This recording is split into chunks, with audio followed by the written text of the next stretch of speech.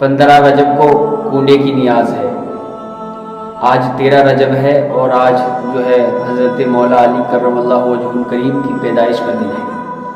تو 15 رجب کو جو ہے حضرت امام جعفر صادق علیہ السلام کی جو ہے وفات ہوئی تھی، اور ہم کنڈے کی نیاز کرتے ہیں اور فاتحہ دلاتے ہیں، کھیر پوری پکا کر کے جو ہے پوڑیوں پر جو ہے ان کی فاتحہ ہوتی ہے۔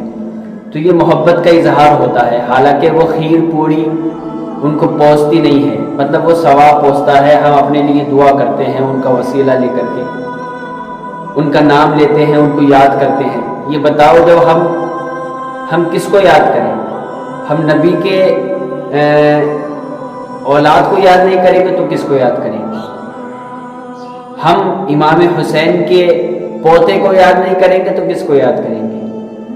امام جعفر صادق علیہ السلام پتہ ہے کون ہے؟ آپ کو معلوم ہے امام جعفر صادق کون ہے؟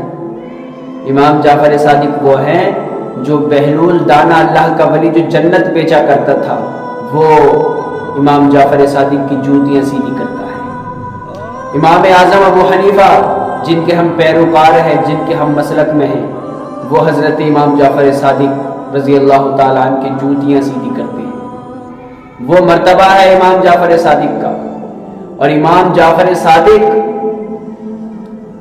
رضی اللہ تعالیٰ عنہ حضرت امام حسین علیہ السلام کے سگے پر پوتے ہیں، سگے پر پوتے ہیں امام حسین علیہ السلام کی، اور حضرت زین العابدین کے سگے پوتے ہیں، امام باقر کے بیٹے ہیں حضرت امام جعفر صادق۔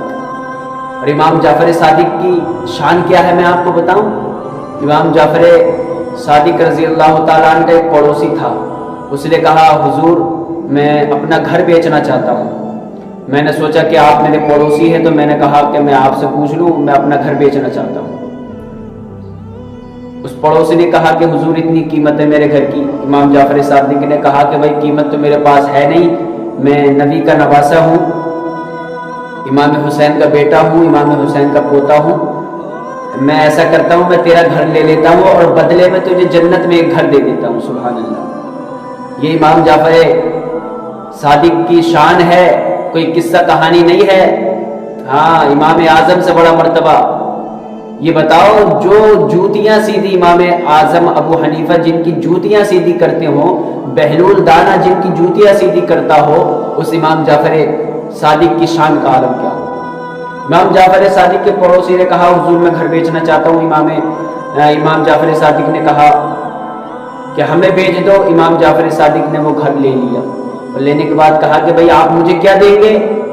پڑوسی نے کہا، جعفر صادق نے کہا کہ میں تمہیں ایک جنت میں محل دے دوں گا، تم مجھ سے لکھ کر کے لے لو، تم مجھ سے لکھ کر کے لے لو۔ امام جعفر صادق نے لکھ کر کے دیا کہ میں نے اس کا گھر لیا اور بدلے میں اسے جنت میں ایک مکان دے دیا۔ سبحان اللہ، امام جعفر صادق علیہ السلام نے وہ گھر لے لیا، اور وہ جو ہے پڑوسی نے اپنے گھر گیا، اور گھر جانے کے بعد کہا کہ جب میں مر جاؤں تو یہ میرے کفن میں رکھ دینا، تاکہ میں اللہ سے جا کر کے کہہ دوں کہ نبی کے نواسے سے، حسین کی اولاد سے میں جو ہے یہ لکھوا کر کے لے کر کے آیا ہوں کہ مجھے جنت میں ایک محل دے دیا ہے۔ تو امام جعفر صادق رضی اللہ عنہ جو ہے مدینہ شریف چلے گئے حج کرنے کے لیے، اور اس کا انتقال ہو گیا پڑوسی کا۔ جب اس کا انتقال ہوا تو اس کے رشتہ دار، اس کے گھر والے جو تھے پڑوسی کے، ان کی نیت خراب ہو گئی۔ انہوں نے کہا کہ یہ جب امام جعفر صادق رضی اللہ تعالیٰ عنہ حج سے واپس آئے تو لوگوں نے کہا حضور یہ آپ نے گھر لے لیا ہے، یہ تو ہمارے ابا کا گھر تھا۔ تو جعفر صادق نے کہا کہ میں نے سودا تمہارے باپ سے کر لیا ہے، جاؤ اس سے جا کر کے پوچھ لو۔